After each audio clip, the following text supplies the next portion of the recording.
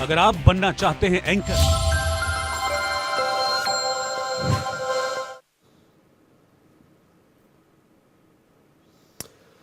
Welcome back. In a fresh move, the Bangladesh government has deployed advanced Turkish-made drones at the border near West Bengal. Bangladesh has claimed that the deployment of the Bayraktar TB2 drone near the border with India is for defense purposes. However, these drones are typically used for intelligence surveillance and reconnaissance missions. This has prompted the Indian Army to bolster its border patrols and surveillance efforts.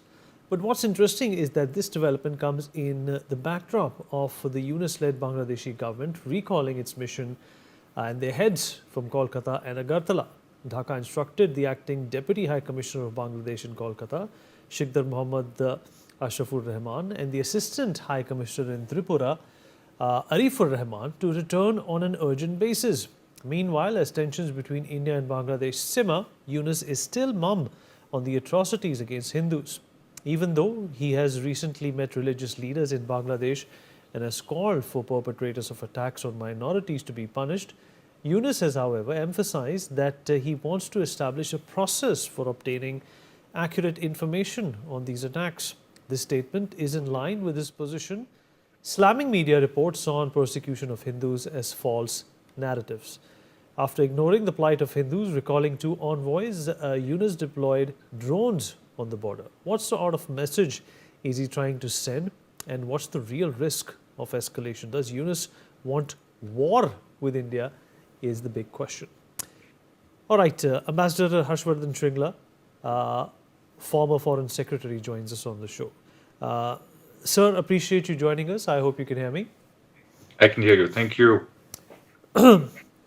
So welcome, but you know it's not a welcome sign when it comes to what Bangladesh is doing and how it is treating India. What do you make of this escalation that does not seem to be stopping on a daily basis? There's something or the other that Bangladesh is doing or saying that is irking India. Do you think in a situation like this, diplomacy can be a tool? Well, early on, when the interim administration was formed, I did say that Professor Mohammad Yunus is someone who is neither a full-time politician nor is he an Islamist. He's an educated person, and we should be able to deal with him.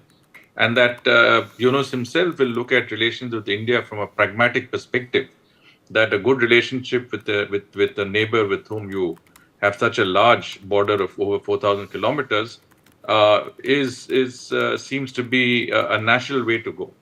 But I think over a period of time, those around him, and especially organizations like the Jamaat-e-Islami and various Islamist parties, have increased their influence. Yunus himself seems to depend on them for his survival, and they seem to be using anti-Indianism as a plank to rouse public sentiment that would keep them in power and deflect attention from the issues that I think were eroding their credibility.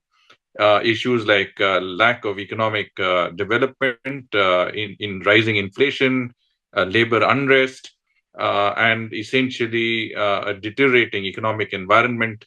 Law and order, of course, as we know, hardly is not in the best situation, with vigilante justice, organized mobs roaming the streets, and attacks on minorities, especially Hindus, becoming rampant. Also, attacks on Sufi shrines. That's really surprising, considering that Islam came into Bangladesh through the Sufi movement, which was more liberal and was in a sense a more syncretic sort of way of involving itself with the existing culture that exists was there in Bangladesh before Islam came in. So I think this is really a sort of a slippery slope downhill. But clearly, politically, it seems to be a tactic to rouse public sentiment against India, and I think we have to work very quickly to deal with that situation, which is currently prevalent. Mr. Shringla, a lot has been made internationally as well on the kind of treatment which is being meted out to our Hindu brothers and sisters in Bangladesh. There's also been a show of proximity between Bangladesh and Pakistan of late. Do you think that is also a worry for India at this point in time, considering the religious undertones of whatever we have seen in Bangladesh, and then the Pakistanis, in fact, trying to get close to Bangladesh? What does this mean for India and its security? Well, as I said, you see, it's the Jamaat-e-Islami that has benefited most from this, regime change that has taken place. The Jamaat, as we know, was a pro-Pakistan force that supported Pakistani forces in 1971. They opposed the liberation of Bangladesh. And today they have prevailed over the pro-liberation forces. In other words, the ones that are running Bangladesh today largely are those that were opposed to the spirit of liberation of 1971. They favor a more fundamentalist regime. They are opposed to the secular syncretic culture that Bangladesh represents, and their actions will obviously be in the direction of fostering closer ties with Pakistan, encouraging greater sort of animosity and organized attacks against Hindus and other minorities, and generally, I think taking over areas that can influence public opinion, whether it is the media houses, whether it is the universities like Dhaka University, or even in very important places of influence within the interim administration. Between them, the Hizbut Tahrir and the range of Islamist parties that were a part of the Bangladesh's structure are, I think, have become quite greatly empowered at this point of time. Right. Mr. Shringla, there's also been, a lot of chatter about India moving in militarily, considering the fact that there are drones being deployed by Bangladesh, the recall of envoys by Bangladesh. Do you think that this is hyperbolic behavior on behalf of Bangladesh towards a country that has always been very, very supportive? Even if you include what happened in 1971, and considering the fact that in Bangladesh's growth story, India was a very important partner.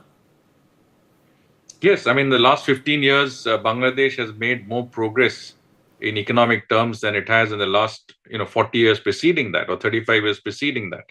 And I think from that perspective, India's support, India's contribution in Bangladesh's development trajectory has been inestimable. This has also led to more exchanges because of border improvement in border infrastructure. Our trade has gone up tenfold. Investments on both sides have gone up, and I think in many senses, the people-to-people relationship had really improved. But today, you have a different narrative in place, and a narrative that is, going deteriorating as we speak. And I think, obviously there are reasons for this, but we have to keep in mind that, a majority of Bangladeshis want good relations with India. They do believe in, a pro-liberation secular constitution. They believe in maintaining the secular fabric of society. We have seen a great amount of amity during religious festivals on all occasions. And I think that is the important aspect that we have to keep in mind. Things are not black and white. There are those who want to create this animosity. There are those who want to bait us through actions like the drones, as you mentioned, provocative statements, references, inviting Pakistan in terms of greater trade, less controls, visas, etc. I mean, I think on the security front, we should be very, very cautious, but we should also be careful not to get drawn into a situation which vitiates the atmosphere more and allows a deterioration that would only work to the advantage of those who are in power today. I mean, at the end of the day, we have to make sure that our messaging to the majority of people in Bangladesh is fairly clear, and our messaging in private. I'm not saying in public, but in private, when we have the opportunity, which we will have soon, to convey to Bangladesh's leadership that what is happening is absolutely unacceptable to us, and we use whatever leverages are available to us to ensure that such actions don't continue, and that is nipped in the bud. And I think it's very important to do that, because otherwise the further deterioration, will always be more detrimental to our larger interests, and that of Bangladesh, understandably. For sure, sir. Valid points. And Mr. Shringla, Donald Trump has also weighed in on this situation. The Americans have been astutely following up on the condition of, the Hindu community in Bangladesh. Do you think this mention by Donald Trump and this interest by the Americans has also changed the nature of this development in favor of India and, of course, in favor of the Hindus in Bangladesh? Well, I think, Yunus has had very, very close links with the Democratic Party. He's been a contributor to the Democratic Party financially. And some of his statements after Trump's victory in the presidential elections, I think, were quite telling in terms of which side he's on.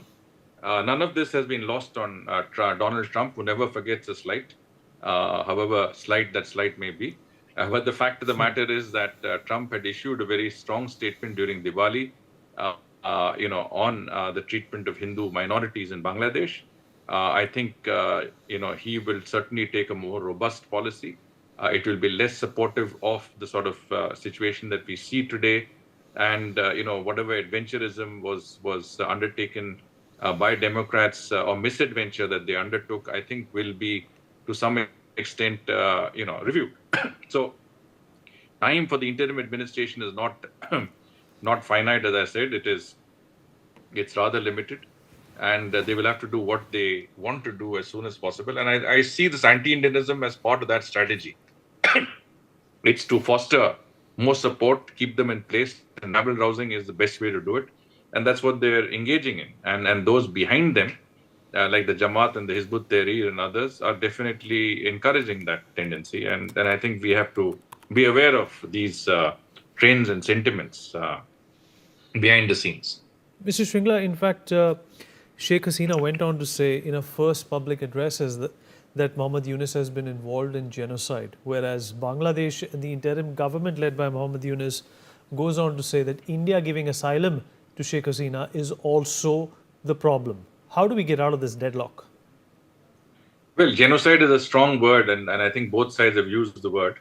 I think the definition of genocide is definitely, it does not fit into either references, and I think we have to keep that out of this.